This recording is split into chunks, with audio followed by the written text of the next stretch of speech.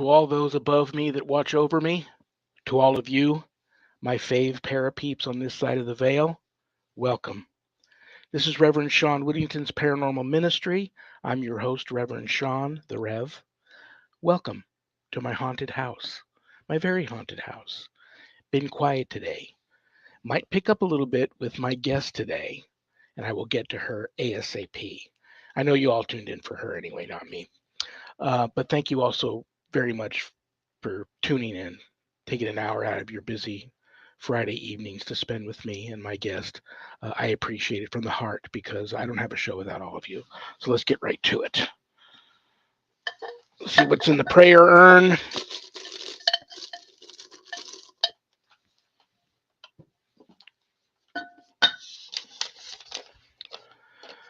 Thomas E. from New Jersey. I believe I have relatives that have recently passed, still here in spirit and visitation in my home.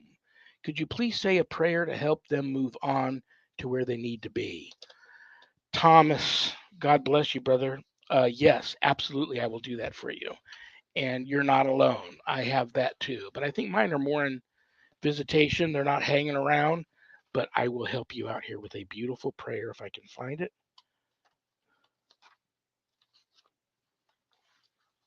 Yes, I got it right here.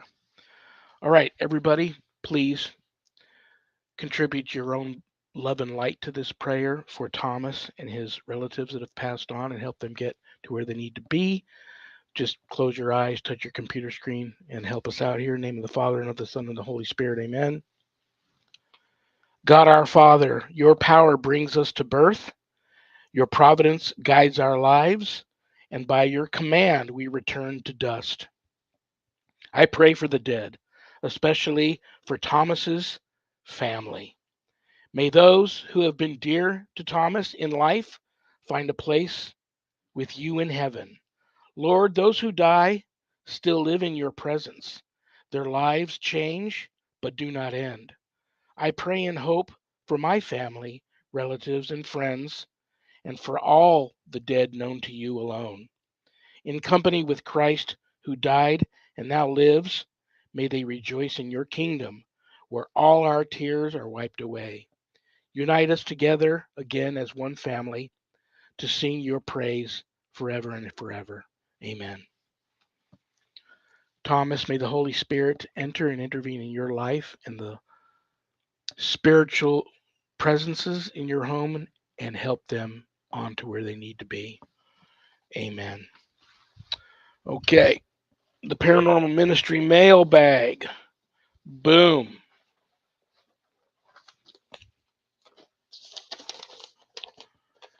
Bobby B. from Kansas. Can you share with us your story why you don't use Ouija boards anymore? Should I just stop using mine or get rid of it? I have had problems, paranormal issues in my home since I used the board here. I'll keep this short and sweet. I don't dislike Ouija boards. I just don't use them anymore. I know that they're an essential tool and they can be used properly by those that know how to use them properly. I don't know how to use them properly, obviously, because the one time I did, I had bad results from it. I recommend that you do your research on the Ouija board and continue to use it if you're comfortable with it. Learn how to open a session properly, close a session properly, what you should or shouldn't do during a Ouija session, and just be careful. But if it was me, I would probably get rid of the board. And I may even throw this question at my guest tonight. This almost sounds like a perfect question right up her alley. Okay, guys, if there's anything you want to know about my wife and I and our ministry work, go to our website, www.ghost-b-gone.biz. That's our ministry here in Las Vegas. That's our website. If you go there to the website, keep in mind my wife and I do not charge for our ministry work, helping people with their spiritual issues and their paranormal issues. So if you go there to visit and you happen to notice the donate button, and if you're able to do so, click on it and send in a small donation. I promise you it'll be appreciated from the bottom of our hearts, and trust me, we'll put it to good use. I am also not only an ordained exorcist, but I am also a certified spiritual advisor. If you're having issues of a spiritual nature, not attached to the paranormal, and you'd like to speak to the Rev about that, there is a place where you can make an appointment to speak with me. But don't leave the website without navigating over to the page called the WSE course/book. You'll find the ghost store there. Lots of cool things to buy, like this awesome throwback Ghost Be Gone cup, hoodies, t-shirts, jackets, Paracon bags, lots of stuff, if you go for that sort of stuff. But scroll down a little bit further, you'll see my new haunted autobiography, God, Ghosts, and the Paranormal Ministry. And I quote, scariest book I ever published. That was Annette Munich, owner of Stellium Books, my publisher, but don't let that scare you off of purchasing a copy. Part of the proceeds of every sale of every copy of my book goes to support stjude.org, St. Jude's Children's Research Hospital, Nevada, and the ASPCA. So you get to help the animals a little bit too, and the children that most need our help. You can get the book a little less expensive on Amazon, but if you want an autographed copy enclosed in a house blessing kit, you can get it there off of the website. Scroll a little further down, you'll see the Worldwide Society of Exorcists, which I am a founding member. I am the instructor. I offer a 12-week online college level course, Introduction to Spiritual Warfare, through the WSE.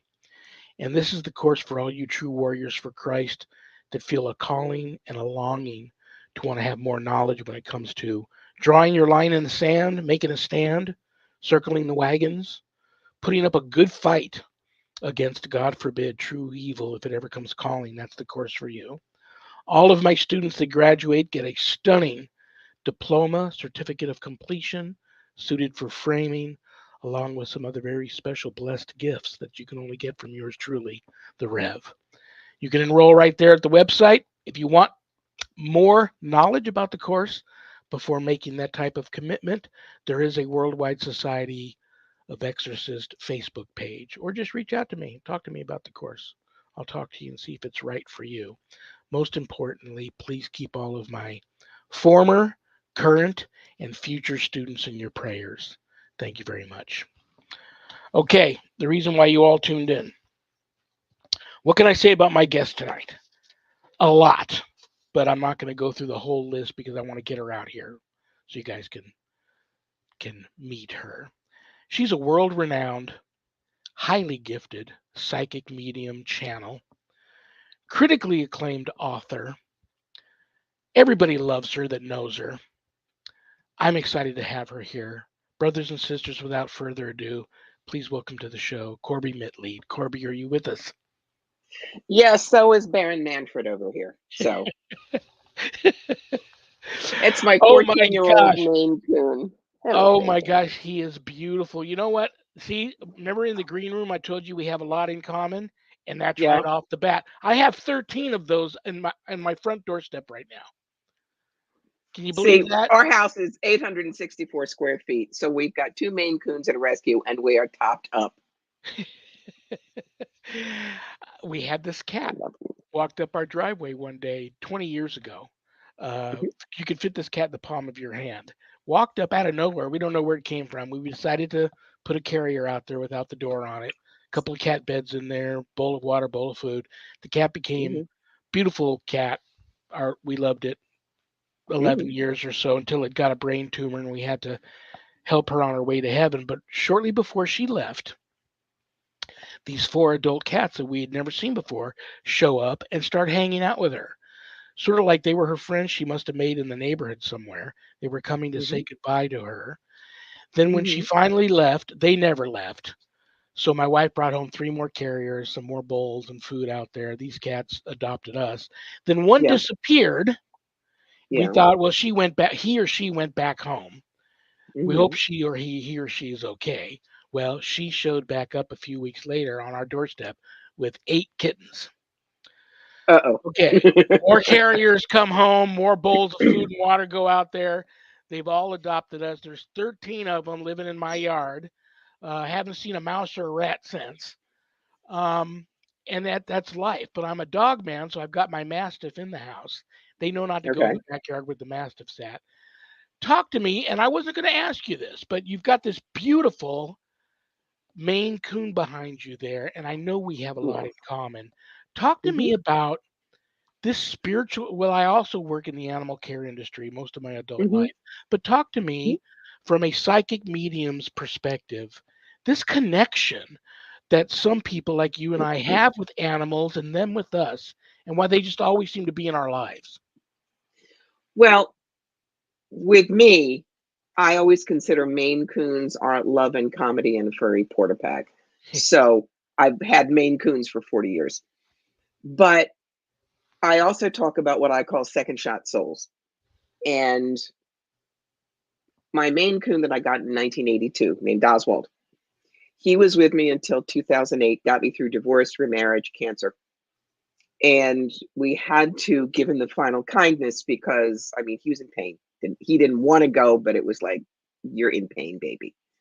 And we were so close. I mean, my face was swollen with crying the night we had to set him off. That night, I had a dream. He had been down to 10 pounds. He was back up to 20 pounds in the dream. Hale and Artie comes trotting up. And for some reason, I'm in a little rowboat and he hops in, circles like a puppy, and sits. I jackknife out of bed, filled with joy. And the message was very clear. Mom, thank you so much. That body sucked, and I'm so glad to be out of it. I'm coming home again. Watch for me. Okay. So there was a really good animal communicator, and she picked out not only which breeder, but which litter he was going to be in. I said, how am I going to know who he is? She says, he's got it handled. So I walk into the breeder's kitten room, and there are four kittens. You don't see heads or tails. They're all sleeping together. And he's going to have the same name. So I just sit about 6 feet away, and I go, Aussie, Aussie, Aussie. Three don't move. One of them head shoots up, looks at me, comes bumbling over to the lap, like, where you been? Yeah. We bring him home. He says hello to the other two cats that we had had when he was in the old body, goes and sleeps under his favorite spot on the bed, eats out of everybody's food dish, and says, I'm home. So he was known as Oswald the Great. He had his own Facebook page. People adored him. But his health was not the best this time. He lived until 18 last time. This time we lost him at 11. Wow. But, but, um, the cat that you don't see is the 27-pound Maine Coon named Prawn. He's our Britain kitten who became a New Yorker. Um, they were inseparable for the 3 days between when we found out we had to give Oswald the Great to final kindness because his heart was going to give out badly. And literally, paws always touching. So luckily, our vet, whom we refer to as Uncle Dr. Dave, came, and so Ossie was able to go to sleep, mama singing to him, etc. And we buried him out in the back. We live in the middle of a hayfield in upstate New York. That night, I wasn't thinking about him, nothing. In the place in my head where I hear spirit instead of, I think I heard a very loud, Mom, I'm fine. And I just burst into tears. Gets better. About 3 months later, my husband, who does not have the wiki-boo gene I do, comes upstairs and says, could you come down here and check something? So we go downstairs, and Harley, the rescue that we got, was staring at a spot and scared. Well, I tune in and I say, it's Oswald. And Ossie, when he's out of a body, is like the size of a panther, looks like a Maine Coon size of a panther. Trotted over to Carl, put the paws on, and went and sat on the bed with me. And I looked at Harley and I said, that's your brother Ossie. Come say hi. And Harley, who is a little ginger ninja, hops right on the bed, ignores me, stares where I know Oswald is. So you can't tell me A, they don't come back, and B, they don't love us, and they don't, if they choose to, stay as one of our guardian spirits. They don't. That's a beautiful story, and I'm going to share this with you because you get it. Mm-hmm. Um, many, many, many years ago, I'm I look like Braveheart. And I'm fully my family tartan killed, and I'm with my wife out at the Highland Games at this huge Hmm. park on the outskirts of town, Yeah. and nobody knows who I am. This woman who I didn't know comes walking up to me and says, "Listen, you don't know me, I don't know you, and you're gonna think I'm crazy, but trust me.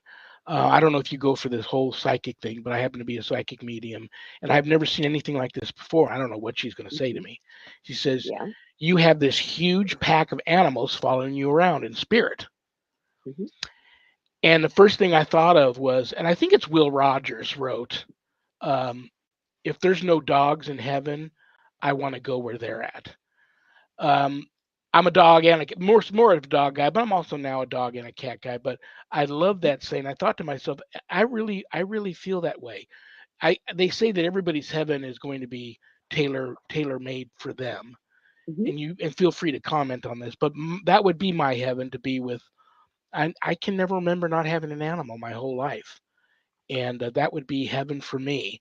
Now on the coming back thing, we have no strange cats showing up here, no pregnant females. We Hmm. had all of our cats, all the 13 of them out there. We had a Hmm. special lady come out and trap them all, took them, got Hmm. them spayed, neutered, ears clipped, all TNR. their first, Yes. yeah, all their first shots, including rabies, and they were brought back and dumped off here again. Mhm. The other night, I look out my front window, I go, "Oh no, honey, come here." Sitting on the front porch, just staring at the house, is this little kitten you could fit in the palm of your hand, Mhm. identical to the one that we had for the 10 years that went on, except for the other one was all white with eyes like mine. This one's all white, but with just Mhm. a black tail, one blue eye, one gray eye. But I believe, and the people think I'm crazy, and I could be, I believe that's my cat. They came Mhm. back. Yes.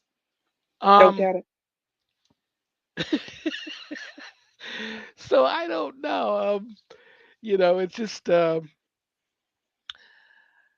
okay. I wasn't going to ask you this either. This is a two-part question. Well, I'm going to give you just Okay. part one, and I'll go to part two. Oh Okay. my gosh, you mentioned the grieving part. I when my I'm stuck with these cats now, and God bless them. Fine, the yard's yours. Have fun, guys. I'll feed you. I'll give you water, a place to stay. Little carriers under the eave of the home. Mhm. But when this mastiff goes, me and my wife moved in here 20 years ago with three mastiffs, and we got three more Mhm. after those went. This is the very last one who's already Mhm. up there in age. I'm really thinking about this might be it for me Mhm. after she goes to heaven because I'm telling you now I've become just this. I cry at TV commercials now, let alone when I have to say goodbye to one of my animals. I am like on the ground rolling around like a blithering idiot speaking in Mhm. tongues. It's oh my gosh. Speak to all the people out there as a spiritually gifted person like you are. How do we cope with the grief? Because it's almost even worse than when you lose an actual human family member or a close friend, which is traumatic enough too. But what is it about the losing the animals that is just your life for a moment or two is over? It's because it's unconditional love. There's no game playing. There's no, you know, transactional. Well, that's not true. They want treats and scritches and nip.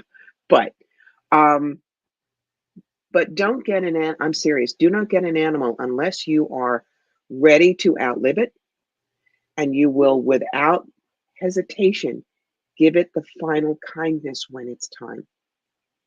See, with Oswald, it was there was danger of something called a saddle thrombus. That's when a clot is thrown, the back legs go, and it's agony, and there's no saving him. You have to put him down. So rather than hold on for a couple of months, maybe it won't happen. When we heard that, I said, I will not do that to him. He's tired. Let's let him go now before pain. Did I miss him? Yes. But it's the bargain we make. It's the bargain we make. Yeah. I'm just part-time now at the animal hospital that I work at. My wife has been the office manager there at the same animal hospital for 20 years. But when I was working there full time for many, many, many, many, many, many years, I see and feel both sides. We would have people come in Mhm, with these animals that now is really the time. But you mhm, can't talk an owner into when the time is. But I feel it. Some people come in and they'll flat out tell you, I'm against euthanasia. I'm not going to do it. I'm going, give me what drugs I need to make my loved one comfortable till they just take their last breath on my living room floor. That's how it's going to happen because I can't make that decision.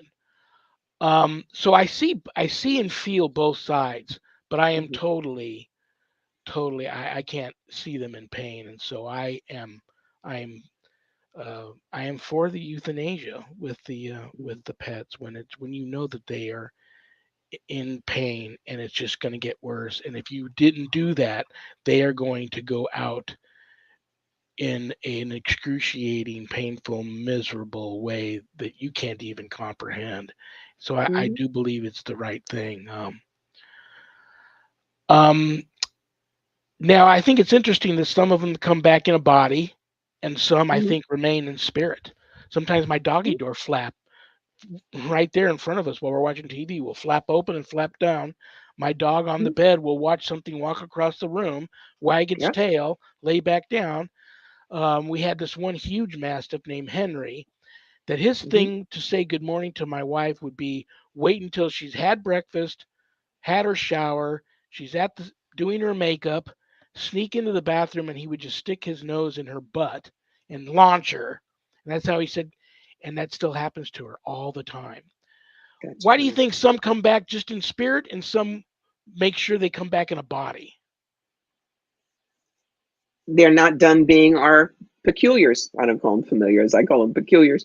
There are hearts partners, and Ossie said very clearly, two bodies was fine, but now I want to go play. And he knew that Prawn, the guy that is our big guy now, he had given him full instructions. We nicknamed Prawn the High Commander. So there you go. Now you said that you have a ton of questions that you want to deal with tonight.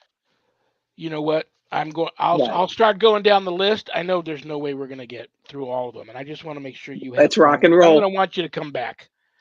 Okay. Um, some some call it source energy. Some call it source knowledge. This person wants to know describe what your source is and how you tap into it. Is it God? That's a great question. What's the name of the person that's I did asking not this? write Just that first name. down. I did not write that All down. right. Listen to me, darling listener. Okay. What you're asking, what do I see as God, is like you bring an ant into a calculus class. Not only does his little pea brain not comprehend what's on the blackboard, he can't even hold a pencil in his little paw. Okay. There is, to me, a singular eminent point. I believe that core is love and compassion. I do not believe that God does grishes.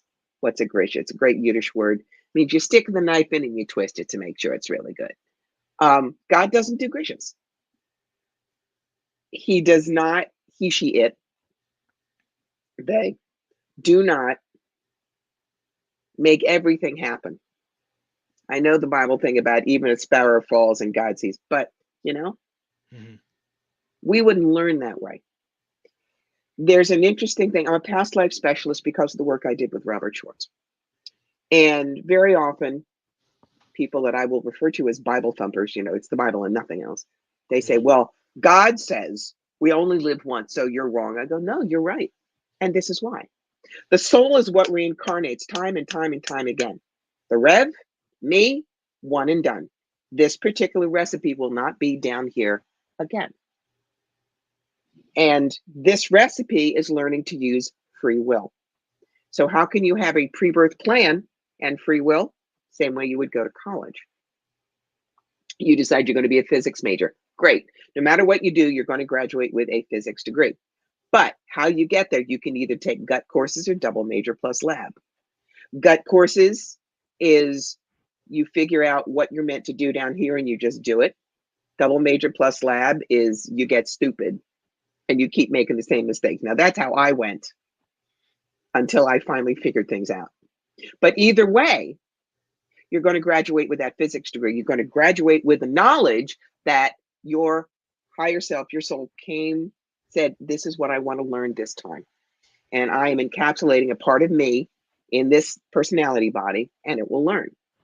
And the way to think about it, let's take the actor Matt Smith. Okay.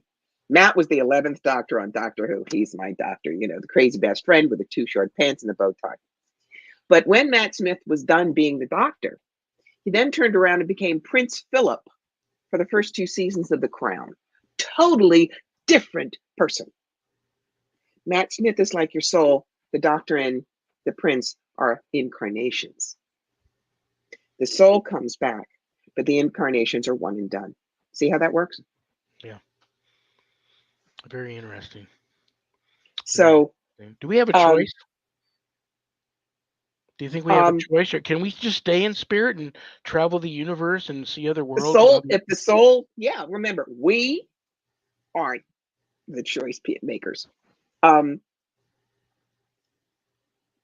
what part of us is soul? Well, I often use my father as an example. He was my best friend. And sometimes he was also a fabulous cardiologist. So when I do medical intuitive, sometimes dad comes in. What comes down with him? His terrible ability to pun, his compassion, his incisive medical knowledge. What is no longer part of the package? His depression, his anxiety, and his hypochondria. Okay. So the more loving, positive, compassionate we are, that's our soul bleeding through. When we get stupid and nasty, that's the personality. And that gets hung up in the closet when we're out of here. Interesting. Good thing. Okay, what do we got here? Where do angels and spirit guides fit into source? You My think you're my two smart cents. enough to get it done on your own? No. Uh, I've seen my guard. Well, you know what? If you have you know, if you have a feeling, something you want to say to me about this, I Mhm. welcome it. But I've seen this girl, and she looks like three times when my life when I if I hadn't seen her, I probably would have died. So I Mhm. credit her with saving my life three times. She looks like Mhm. a young Susan Sarandon, like from early Okay. Rocky Horror Picture Time. Mhm. And I've had gifted spiritual people such as yourself. Some tell me that she was a guardian angel, or she is my guardian angel, one of many. Some refer to her as a spirit guide. Some think they're one and the same. Some think they're different. Address the angel spirit guide topic and Okay. their purpose and meaning. All right. Do y'all remember Venn diagrams in math? That's the two circles, and you had the little piece in the middle that met. Well, the Venn diagram for spirit guides and angels is a donut, and the angels are in the middle. All angels are spirit guides, but not all spirit guides are angels. Angels, we all have at least one. They're with us from birth to death. They have our names in the back of their tunics like little camp tags. I belong to Shawn. Okay. Yeah. Spirit guides grow and change as we do. You don't have the same teacher from kindergarten to PhD. My original spirit guides were people that I flew with. Are you done? Excuse me. Are you done?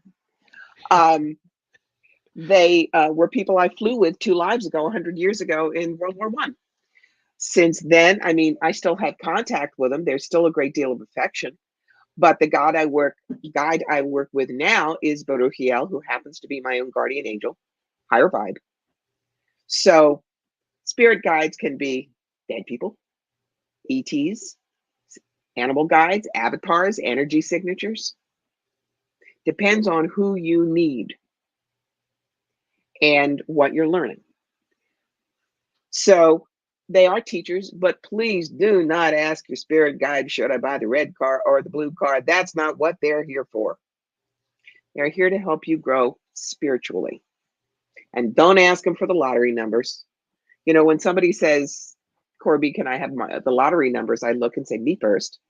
And anyway, if your psychic isn't at least driving a Lexus, how do you know that now?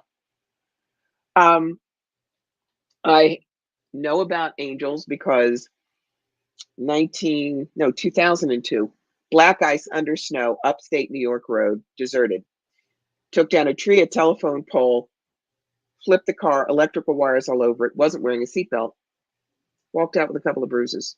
At no time did I feel like I was going to die. It felt like an e-ticket at Disney.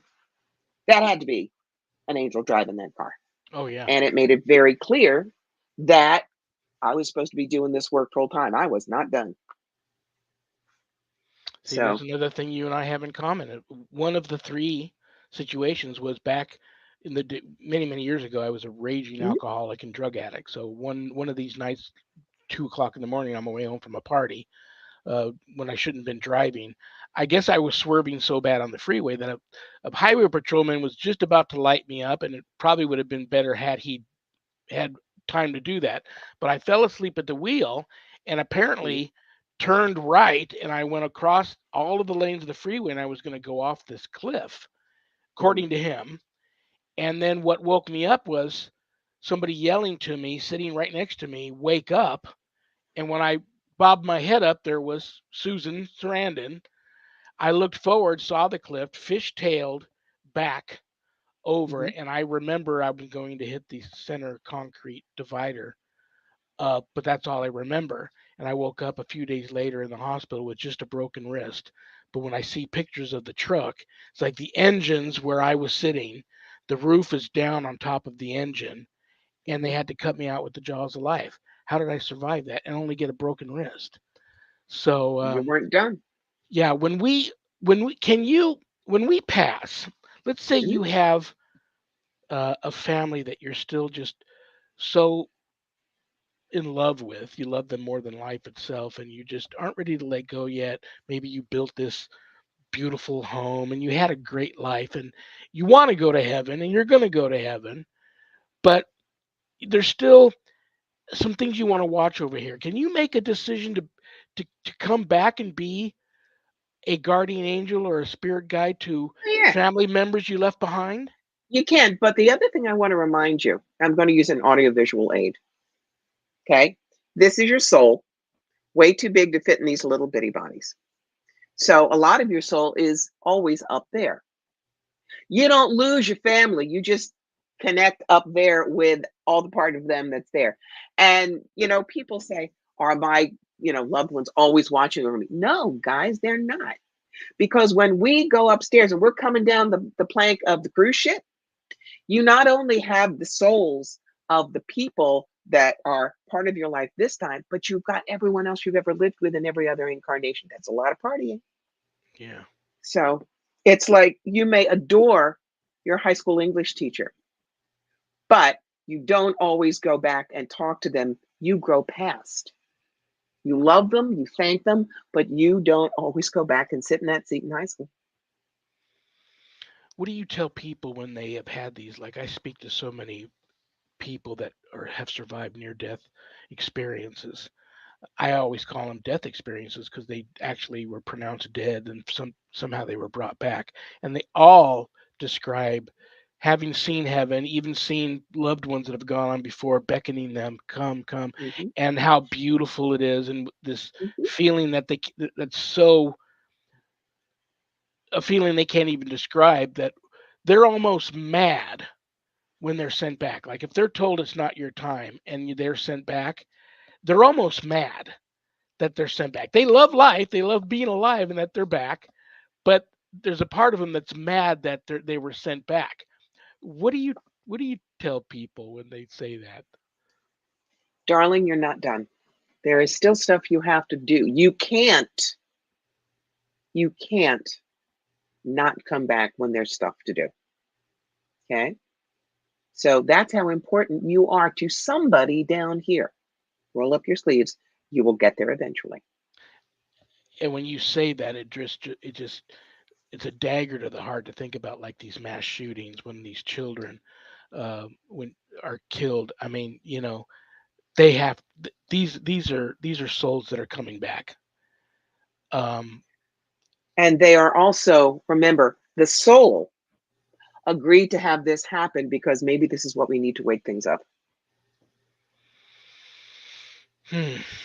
How evil does a person have to be to commit something like that? Like I was just watching something on the news the other day about that. And can you just to be the person that walks into a school with a weapon and to just start killing children? I can't even fathom that evil. And I've come face to face with evil a lot. And that's you know, that's on a different level there. That's not the soul, that's the personality that got twisted, I think. That when we are so detached from God, as that kid was, we have no anchor point of light to turn us away from that. See what I'm saying on that one, Sean? Yeah. Yeah. And you want to pray for everybody. When he's taken out by the cops, you want to pray for his soul. Um,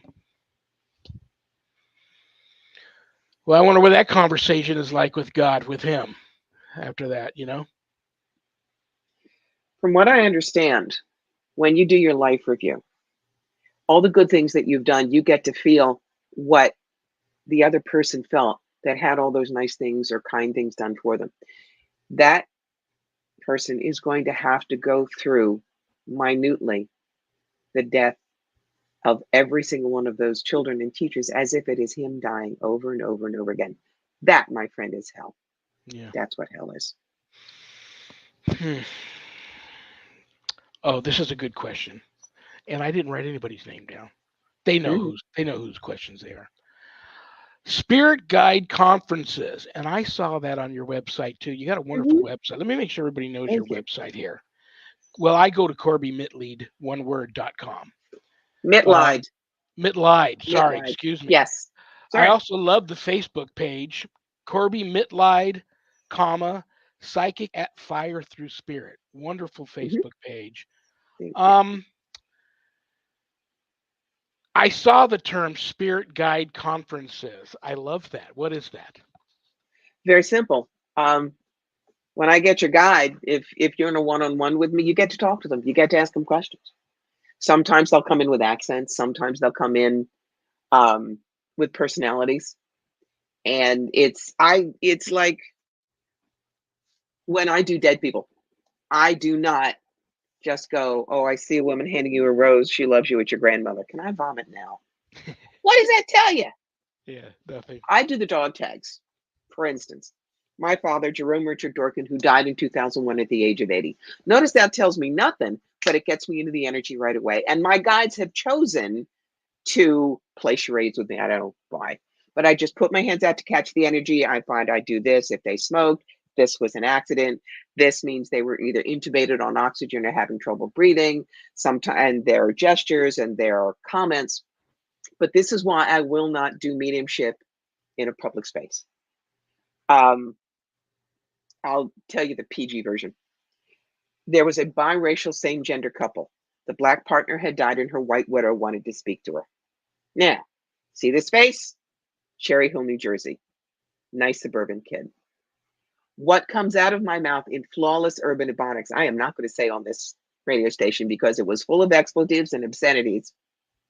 And I let it out because I don't block. And I go, and the woman in front of me was laughing and nodding because that particular couple of sentences is how her partner Isabel walked into the house after every business trip. Now, this is why an intuitive can't have an ego, because your ego would say, oh my God, I can't say that. And you would muck it up or you Yeah. would deflect it and she wouldn't have had the proof. So that's how I work with dead people. Remember, please, we're not dial-a-dead. If Aunt Rose is on a field trip up there, she may not be by the phone. Doesn't mean she doesn't love you. Doesn't mean I'm not good. She's just not available right now. I know in the green room you had said, and I'm going to honor this, you didn't want to get Mm-hmm. too much into talking about your religious belief system and all that. Mm-hmm. I have a lot of friends who are witches. And I've met some bad priests. I've met some Hmm. bad witches. Hmm. I've met many, many more wonderful priests, many, many more wonderful witches that they're the way they go about being a witch is so much different than the way the what I would call a bad witch goes about doing the thing, Hmm. doing their Hmm. thing, perverting Yep. their belief system into doing ugly things. Yeah. Um, I don't know if you call yourself a witch or not. I don't know, but No. defend witches. When someone comes to you and accuses you of being a witch or says all witches are bad, how do you defend that? Well, I giggle, and then when it's one on one, I tell them what my religion is, and they go, "Oh, okay." Um, you know, grew up a nice Jewish kid. Yeah. Um, I just recently met the most wonderful rabbi, um, not a Hasidic. Who are the Jewish rabbis that believe in Jesus Christ, that he was the Son but of God? those are Jews for Jesus, Messianic, and Messianic. yes, yes. Interesting. One of the most interesting individuals I ever had the pleasure to meet and actually work a case with. Incredible Hmm. individual. Yeah. I never So, got the nerve up to ask him about the long sideburns. I loved that. oh, I the never payasses. Yeah, I never had Yeah. the I should have asked him, but I didn't. As far as witches go, like anybody else, you can have Christians that are true Christians. Well, you see, I divide Christians into two types. You have Christianity and churchianity. Okay. Churchianity are the ones that cherry pick the Bible and make sure that they get what they want, even if this is not what Jesus said. You know, and I'm sorry, someone like Joel Osteen, yeah, maybe he's got a mega church, but when it was flooding in Houston, he wouldn't allow anybody in his church to use it. He didn't want to get it dirty. That's no Christian. Yeah. Okay. That's churchianity. Um, the whole point of Christianity: love, compassion, service, forgiveness. Churchianity is our aura don't stink.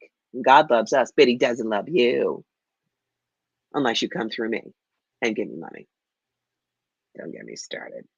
Yeah, that's true. Witches, they can be good or bad too. Depends on, do they use their abilities to heal, to comfort, to bring the world into alignment, to live well with Gaia? Cool. Who am I to judge? Who died Yeah. and made me God? Nobody. I try my best not to. I've gotten way better at that Hmm. than I used to be. The whole judging Yes. thing. Hmm. I've even worked with some indigenous holy people. Have you had many experiences, good or bad, with any indigenous One holy of people? Yes, one of my longtime friends is Ted Silverhand, who is a very respected Tuscarora seer. Yeah, So yeah. where you live. I understand is indigenous country. Yes, Six Nations is up here. Wow. Yeah. Um, the Iroquois Confederacy. In fact, my husband for 23 years was the museum director at an 8 building Revolutionary War site. So there was a lot of Revolutionary War in the Confederacy, and which Indians fought with the Tories, and et cetera, et cetera. So yes, yeah, a lot of that energy up here. Which brings me to another personal question before I get back to the list. Hmm. My wife and I just started a new series on, I Hmm. believe it was AMC last night called Dark Winds. Did you catch Hmm. that? I've heard it's on my list. It's on my It list, but we when you work 6 days a week, you uh, kind of have to parcel it out. yeah. Forgive me, but Star Trek: Strange New Worlds comes first. Then we go to Dark I'm Winds. a Trekkie too. We have a lot in common, but we liked this show so far. We usually wait 2 or 3 episodes before we give our stamp of approval, but so far we enjoyed the premiere episode last night. It all takes place out on Navajo land and outside of Hmm. Gallup, so Okay. New Mexico. So it's all about um, the that whole world, which is kind of cool. Okay, next question. Speaking with one's soul or Mhm, higher self. mhm, Um, okay. Speaking with someone's, oh, that's right. Someone saw on your website that you mhm. speak with someone's soul or their higher self. I Yep. do find that very interesting. How is that work? Like you I have a have no soul. idea. You do. I mean, look, Yeah. remember, if this is your soul and it's in the incarnation, of course you can, the personality part of you can speak to the soul. I had no idea I could do that until Robert Schwartz asked me to do it, working on your soul's plan. So I just know it's, in a way, it's not a lot different from speaking to guardian angels and spirit guides, but it really takes a lot of deep trance work for me to get there. It's one of the reasons when I do soul plane readings, I'll do two a month, because the next, these are life challenges. Why are these things happening? Um, why did I come in with abandonment issues? Why am I parenting handicapped children? Why did I get engaged and then my fiance died a month later? Things like that. And it takes me about 12 hours Wow. at the desk, 6 in the morning, deep trance meditation, looking at the Akashic records, bringing out past lives in detail, and then an hour on the phone that night with the client telling them what they found. And this, how do you know what gifts you've got? That's a big question for a lot of people. And what I tell them is, when spirit taps you on the shoulder and says, hello, you're working for me, hand you your draft notice. Spirit goes rifling in your file cabinet to see what you got. What do I have? Theater major at Brown University, professional actress in New York in the 80s and 90s. I know character arcs. Words are my drug of choice. I'm a writer. I can tell stories. And I have loved history since I was a little kid in single digits. You put all that together, and reading tarot or oracle cards is easy for me because I could weave the story. And I'm a past life specialist because you could show this, give the same vision to me and another person who's good. But if they don't have the historical background, they'll go, well, you're in a long skirt and a big hat, so I know it's old fashioned and there's an ornate building behind you. I could see the same vision and go, okay, that's a hobble skirt. Picture hat, that kind of ostrich feather, and you're in front of the Brandenburg Gate. That has to be Berlin in 1911. Which one's going to give you more information? On the other hand, do not ask me for spirit art because I cannot draw a stick figure with a sharp pencil and a lot of prayer. Not my thing. Yeah. Why do you feel it, if you feel that it's important that we do past life regression? Um, There's if regression it's and retrieval. well, It's our different. life right now is so different than what we may have done in the past. Why? What do we benefit from knowing that? Two quick things. A woman came to me and said, I'm really worried about my son. He's 29. He still won't make any decisions without my input. He won't live more than a mile from me. What is going on? And I said, let me go upstairs and check. And I went and I said, okay, it's 1944. It's Utah Beach. I see your son. He's got shrapnel in his leg. So this is D-Day. You're his commanding officer. I see you pulling him over one of the dunes. You take some shrapnel too, but you both get out of there and you both live. She looks at me and she says, you see my rank? I said, yeah, you're a sergeant. She goes, he's called me sergeant since he was 3 years old and we never knew where that came from. Number two, little corn-fed girl from Des Moines, Iowa, always fascinated by the Civil War. There's no connection in her family at all. Went upstairs. Okay. There is a whitewashed room with a low ceiling. There are two very tall gentlemen standing there. Literally, their heads are bent over because they're too tall. You are kneeling by the bed. The dress looks like about 1862 or 3. It's gray. It's got the black soutache braid around the peplum and the sleeves. There is a rickety iron bed, and there is a very wizened old black woman in the bed, and she's dying, and you're all grieving because she came from a Mississippi plantation and she was almost to the end of the Underground Railroad to freedom, and she was dying and she wasn't going to make it. And I opened my eyes, and the woman has tears pouring down her face. She says, that is the exact dream I have had for 20 years. I'm just a tool, baby. It ain't me. But now she understands where that came from. She was that woman. And that is why, for her now, she had to know about civil rights. She is someone who works for equality, but she's always afraid that it won't be enough. Now you know why. Yeah. Wow. That's an incredible story. I'm going to ask you something you probably in your wildest dreams, well, you probably already know what I'm going to ask you, but probably in your wildest dreams didn't expect me to ask you this, and I don't even know why I'm going to ask you this. I thought about you last night. I'm watching this show because I've been involved in the paranormal since I was 10. I Hmm. love it all.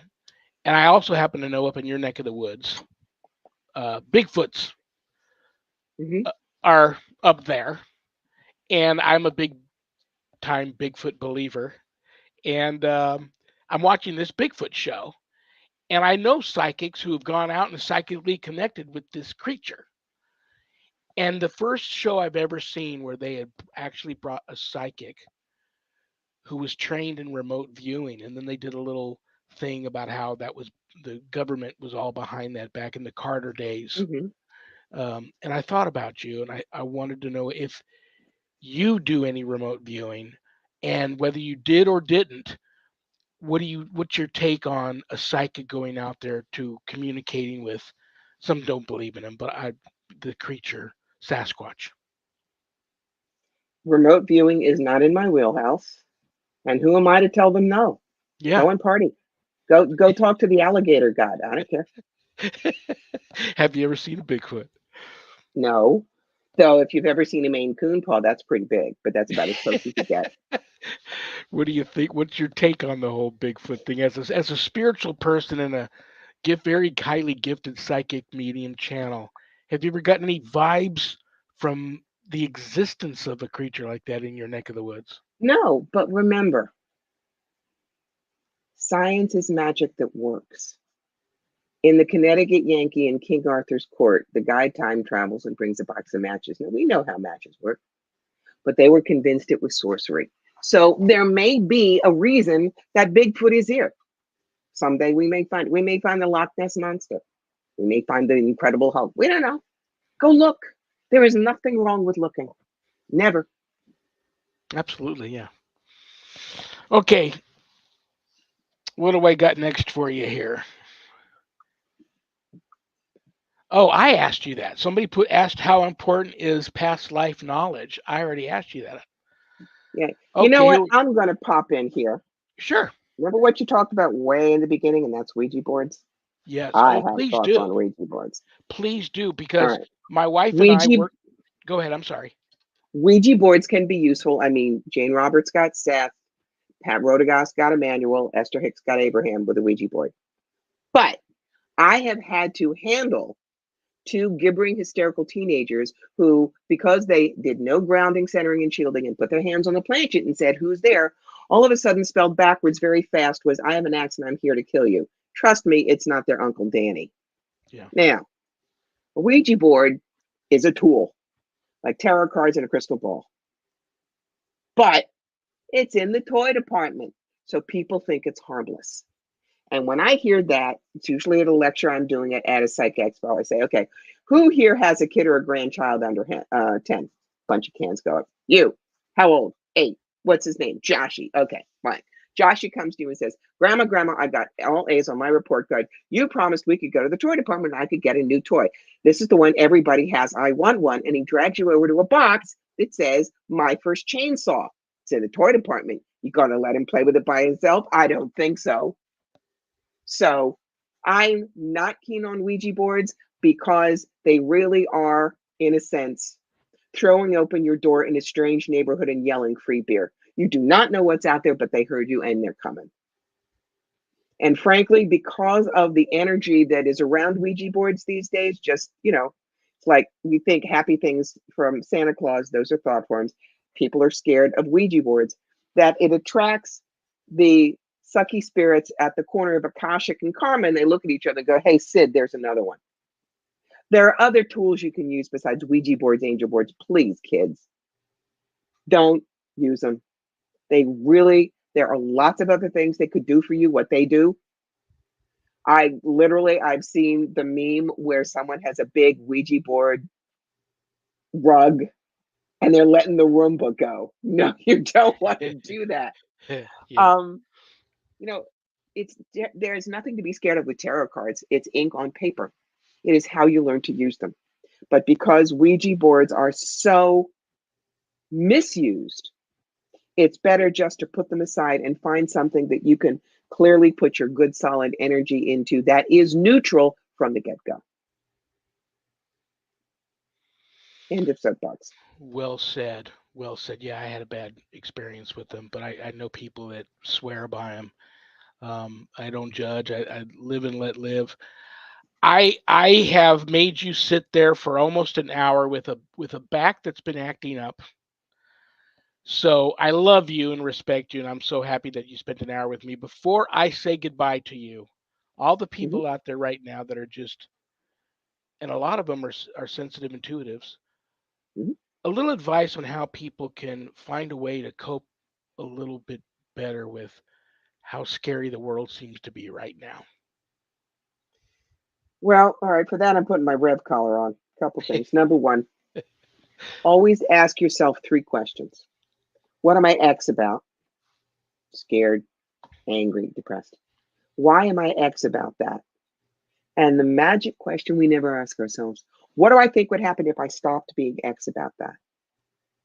When we do not allow scared, angry, depressed to stop us, we can move things forward. You volunteered to be here, my lovelies, in the middle of all of this because you've got something useful in you to light a candle, to feed someone, to heal someone, to hold someone's hand in the dark. And you don't have to be, it's like there are too many intuitives out there who are so impressed with themselves they think their aura don't stink. Don't be one of them. We are God's head, hands, and heart on earth. It's one of the reasons we're here. So if you're here, you reach out, you heal, you feed, you get someone to laugh, and you realize nobody died and made you God. You don't have to fix all of it. But you're here because on some level, your soul said there's stuff we can learn and there's things we can do for others. That's why you're here. Corby, if I was there, I'd give you a big hug and a kiss and a cat treat to your cat. Thank you so much They like chicken. for Bring chicken next time. thank you so much for hanging out with us for an hour. Did you have fun? Will you come back sometime? Had a blast. Absolutely. I'd be happy to come back. You have a wonderful remainder to your Monday evening, and thank you so much. I'll be in touch. My pleasure, my friend. Be well and be safe. Good night. God bless you. I had fun, so I am going to ask her back, and I'm confident she'll say yes. What an incredible person. I love her. Corby Mitleid. CorbyMitleid, Check out her website. She's got fabulous books there. You can book a reading with her, a session with her, if you will. I will be here this Friday, June 17th. Get your passports ready. We are headed to the most haunted country in the world. Where do you think that is? Wow, you guys are good. You're absolutely right. London, England. It'll be London after midnight with my very special guest. He is the founder of Essex Ghost Investigations, Mr. David Cook, live from London, England. This Friday, 2 p.m. Pacific. Who do I want to thank? I want to thank my co producers, Zach Clayton and Adrian Hart. I want to thank Things Network. I want to thank Temple of Phoenix Rising Entertainment. I want to thank Skeleton Key Network. I want to thank Pact, Podcasting for All Coming Together channel, all for simulcasting my show. I want to thank each and every one of you for tuning in. Like I said before, I don't have a show without you all. So God bless each and every one of you. You're all on the guest list, and a lot of you don't know this, but every time a show is over, I light a candle for all of you, my paranormal ministry family, and it burns until it burns out. On that note, have a blessed week, guys. I'll see you all literally Friday. Good night, Jack. Good night, Danny. Good night, dog. Good night, Harold. Rest in peace. Good night, Ernie. Good night, Bill. Good night, Dan. God bless you all. Peace.